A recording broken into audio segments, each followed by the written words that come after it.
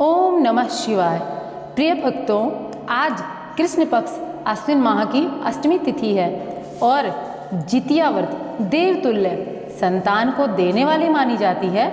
इस व्रत के प्रभाव से संतान दीर्घ आयु होती है। यह सबसे कठिन व्रतों में से एक माना जाता है।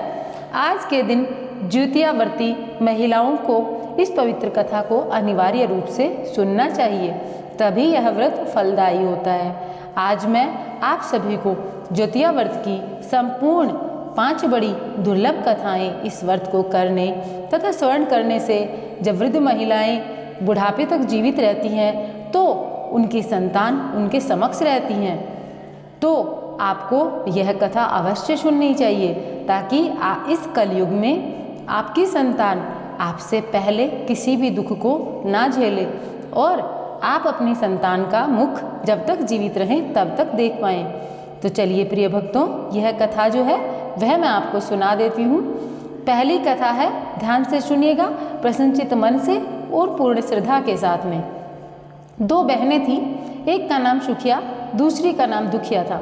दोनों का भाग उनके नाम जैसा ही था। दुखिया गरीब बहुत दुखी रहती थी, सुखिया अमीर थी और हमेशा सुखी रहती थी। दोनों ही गांव में रहते थे और एक ही गांव में रहते थे।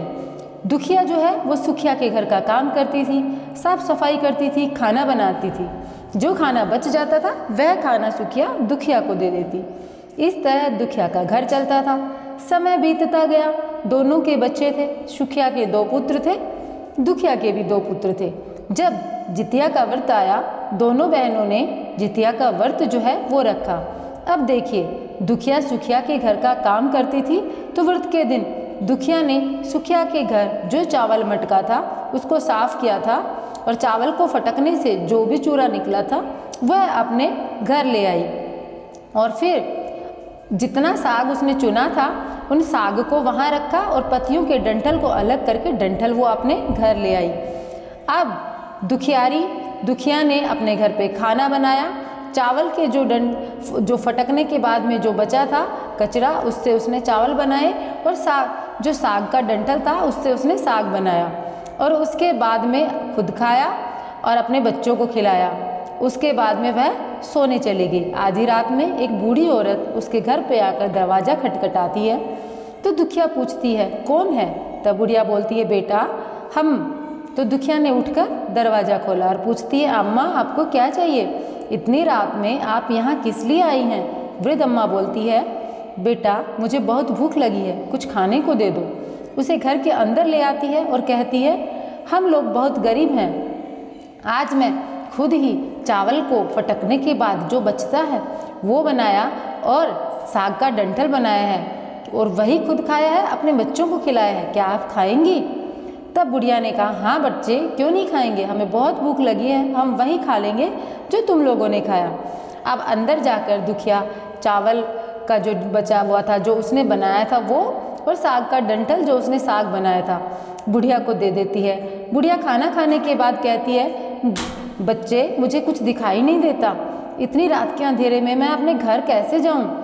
दुखिया कहती है, कोई बात नहीं, आप यहीं सो जाइए, सुबह अपने घर चली जाइएगा। तो बुढ़िया दुखिया के घर में सो जाती है। फिर थोड़ी देर बाद उठकर बोलती है, बेटा मुझे लघु शंका है, खाना खाया था ना, तो अब बताओ मैं कहाँ करूँ? दुखिया कहती है, मेरे घर में बाथरूम नहीं है माता, इसलिए आप मेरे घर के उस कोने में कर लीजिए। बुढ़िया कहती है, बेटा पेट भरकर खाया है तो मैं भर भर करूँ या छन छन करूँ? दुखिया नींद में थी, वह कहती है, माताजी भर भर कर दो, मैं सुबह साफ कर दूंगी। फिर थोड़ी देर बाद बूढ़ी अम्मा पूछती है कि बेटा मैं अपने हाथ कहाँ साफ करूँ? दुखिया कहती है, आप मेरे सिर में अपने हाथ साफ कर लीजिए। अब सुबह होती है। दुखिया को यह सब सपने जैसा लगता है। सोते समय उसे ऐसा लगता है कि उसे सपना आया था। वह ज़्यादा कुछ नहीं सोचती और नदी में नहाने के लिए चली जाती है। जब वह नदी में नहाती है, अपने बाल धोती है, तो उसके बालों से होते हुए जो पानी निकलता है उसको देखकर सारी महिलाएं चकित हो जाती हैं। कहती हैं, तुम्हारे बालों से तो सोने का पानी गिर रहा है। उसे रात की सारी बात याद आती है। वह दौड़कर अपने घर की ओर भागती है, यह सोचकर कि उसका घर तो लघु शंका जो कि बुढ़िया अम्मा ने की थी उससे भरा हुआ होगा। जब अपने घर में जाती है तो वहाँ क्या देखती है, घर के हर कोने में ढेर सारा सोना बिखरा पड़ा है। तो वह सोचती है जरूर यहाँ पर जीवित वाहन भगवान जो है वो मेरे घर आए थे, उन्होंने इतना आशीर्वाद दिया कि मैं इतनी धनवान हो गई। अब उसने सुखिया के घर जाना और काम करना बंद कर दिया था और दुखिया जो है अब पूरे दिन अपने घर पे रहती और अपना काम करती। एक दिन उसने अपने पुत्र से कहा, जा मौसी के घर जा और वहाँ से तराजू लेकर आ, नापे तो सही ये सोना कितना है। बच्चा बहुत खुशी के साथ सुखिया मौसी के घर पे जाता है, तराजू मांगता है। तो क्या बोलता है कि मौसी तराजू दे दो, हमें सोना नापना है। तो जो सुखिया है वह क्या कहती है, हाँ तुम्हारे घर में तो बहुत सारा जो सोना पड़ा है जो उसको नापोगे। लेकिन बच्चे से जब यही बात वह दोबारा जवाब में सुनती है कि सोना ही नापना है, तब उसके मन में जरूर ऐसे क्वेश्चन आता है, ऐसा प्रश्न आता है कि पता नहीं क्या नापेगी, जो भी नापेगी मुझसे छुपा नहीं पाएगी क्योंकि मैं इस तराजू के नीचे गोंद लगा दूंगी। और ऐसा सोचकर वह तराजू के नीचे गोंद लगा देती है कि जो भी नपेगा वह इसमें चिपक कर आ जाएगा। बच्चा तराजू लेकर अपने घर आता है। दुखिया जब तराजू पर सोने नापती है तो कुछ सोने का टुकड़ा उस गोंद में चिपक जाता है। जब बालक तराजू वापस लौटा कर दे के जाता है तब सुखिया उस तराजू को उलट पुलट कर देखती है और देखती है कि उस तराजू में तो सोना नपा है। फिर वह दुखिया के घर आती है और उससे पूछती है कि ये सोना कहाँ से आया। जब दुखिया सारा वृत्तांत उसको बताती है तब उसने सोचा कि क्यों ना मैं भी यह सब करके और अपने घर में बहुत सारा सोना इकट्ठा कर लूँ। फिर सुखिया के मन में लालच आने के कारण, वह उससे भी ज़्यादा धन लेने के कारण उसके मन में लालच आया। वह अपने घर आई और उसने वैसे ही चावल के फटकने के बाद में जो कचरा निकला वो और डंठल का साग बनाया और फिर व्रत करके और खाना खा करके वही जो उसने बनाया था वो सो गई, जैसे दुखिया ने किया था वैसे ही। अब जितिया माता जो है वो उसके घर पे आई और उन्होंने कहा कि बेटा मुझे भूख लगी है। सारा वृतांत वैसे ही हुआ जैसे दुखिया के साथ में हुआ था। अब जब सुखिया खाना परोसती है तो खाना खाने के बाद बूढ़ी अम्मा सो जाती है और कहती है कि मुझे लघु शंका के लिए जाना है, मैं कहाँ जाऊँ। तो सेम वैसे ही सुखिया जो है जैसे दुखिया ने किया था वैसे ही कहती है मेरे घर के कोने में कर लो।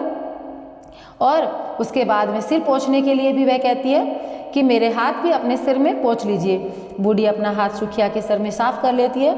सुबह सुखिया उठती है तो उसका पूरा घर गंदगी से भरा पड़ा था, बहुत गंदगी लगी होती है। यह देखकर सुखिया बहुत दुखी होती है, उसे बहुत गुस्सा आता है। वह अपनी बहन दुखिया को बुलाती है और कहती है मेरा पूरा घर गंदा करवा दिया। दुखिया पूछती है कि तुमने क्या किया था। फिर उसने बताया कि मैंने ऐसे कुछ किया था, जो जो किया उसने सब बताया। फिर दुखिया कहती है कि देखो मैं तो दुख की मारी थी, जो मैंने चावल को फटकने के बाद जो कचरा बचा वो है सब्जी में बनाया था और वही खाने को बनाया, और साग भी मैंने साग के डंठल बनाए क्योंकि मेरे पास कुछ नहीं था। तुम्हारे पास सब कुछ होते हुए जब भगवान तुम्हारे घर आए तुमने उनका अपमान किया, तुमने उनको खाने को डंठल परोसा, तुमने सिर्फ लालच के मारे ऐसा किया, इसलिए तुम्हारे साथ बुरा हुआ। अब क्या था, सुखिया को अपनी गलती का पछतावा हुआ और वह अपने दुखी मन से घर आ गई। जैसे उसने किया वैसा उसने फल पाया। प्रेम से बोलो जय हो जितिया माता की। भगवान जिस प्रकार आपने दुखिया को दिया उस प्रकार सबको देना, और जिस प्रकार सुखिया को दिया वैसा किसी को मत देना। तो प्रिय भक्तों, मुझे लगता है आप लोगों को इस कथा का सार समझ में आया होगा और जितिया माता सभी की संतान को दीर्घायु करे और जितनी भी माताओं बहनों ने यह व्रत रखा उनका व्रत संपूर्ण करे। इसी कामना के साथ में हम आप लोगों से कहेंगे और आप लोगों से करबद्ध निवेदन करेंगे कि आपने अभी तक हमारे इस चैनल को सब्सक्राइब नहीं किया है तो चैनल को सब्सक्राइब करें, वीडियो को लाइक करें और कमेंट बॉक्स में जीवित वाहन भगवान की एक बार जय जरूर बोल कर जाएं। और अब हम दूसरी कथा जो है वह अगले वीडियो में सुनेंगे।